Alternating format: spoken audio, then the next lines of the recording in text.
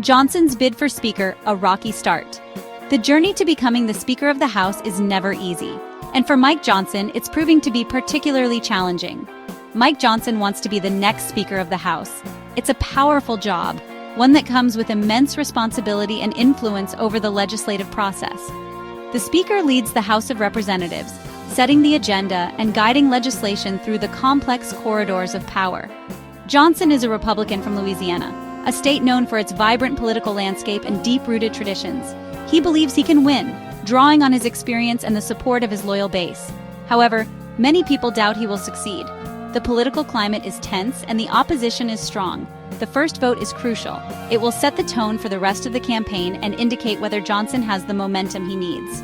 If Johnson doesn't get enough votes, it's a bad sign. It could mean that his support within the party is weaker than expected. It shows he might not have the support to win. The House is divided, with factions and differing opinions making consensus difficult. The Republicans have a majority, but it's a slim one. Every vote counts, and unity is essential. This means Johnson needs almost every Republican vote. He must navigate the delicate balance of pleasing various factions within his party. He can't afford to lose many. Each defection could spell trouble for his bid. This makes his task very difficult. The road ahead is fraught with challenges, and only time will tell if Johnson can overcome them and secure the position of Speaker. Cracks in the foundation divisions within the Republican Party. The Republican Party, like any large political organization, is made up of various factions and interest groups. These groups often have different priorities and visions for the future of the party. The Republican Party is not united. There are different groups within the party. Some Republicans are very conservative. They are called hardliners. These hardliners often push for more traditional and strict policies, believing that the party should adhere closely to its original principles. They don't always agree with other Republicans. This division makes it hard for Johnson to get everyone on his side. The disagreements can be about various issues, ranging from economic policies to social issues, and even the overall direction of the party. The hardliners have a lot of power. They can influence other Republicans. Their influence is significant because they often represent a vocal and active segment of the party's base, which can sway opinions and votes. If they don't support Johnson, he could lose votes. This lack of support can be critical during elections or when trying to pass legislation, as every vote counts. This is a major challenge for Johnson. He needs to find a way to bridge the gap between the different groups in his party. Building consensus and finding common ground is essential for the party's success and for Johnson's leadership to be effective. Hardline resistance, a formidable roadblock for Johnson. Why don't the hardliners support Johnson? They don't think he's conservative enough. They want someone who will fight harder for their beliefs. They worry Johnson will compromise too much with Democrats. This makes him a risky choice in their eyes. The hardliners have their own candidates. They want someone who shares their views. They are willing to block Johnson to get their way. This makes the situation very tense.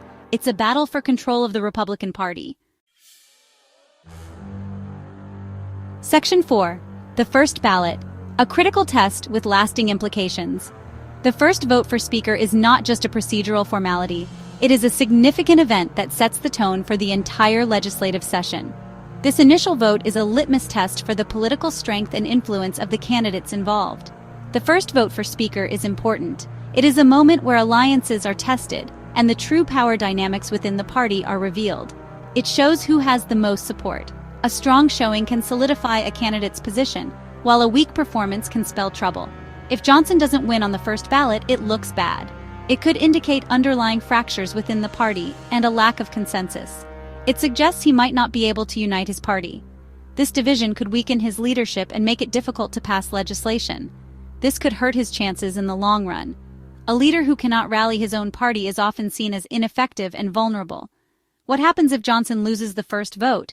The implications are far-reaching. It could lead to prolonged negotiations and a series of votes. The House will keep voting until someone wins. Each round of voting increases the stakes and the pressure on all candidates involved. Each vote puts more pressure on Johnson. The longer it takes, the more his leadership capabilities are questioned. He needs to convince his fellow Republicans that he's the right person for the job. This involves not just political maneuvering, but also building trust and consensus. It's a high-stakes game of political chess. Every move is calculated, and the consequences of each decision are profound. The outcome of this vote will shape the political landscape for years to come. Section 5. Navigating the aftermath. Johnson's future on the line. Johnson's bid for Speaker is uncertain. He faces strong opposition.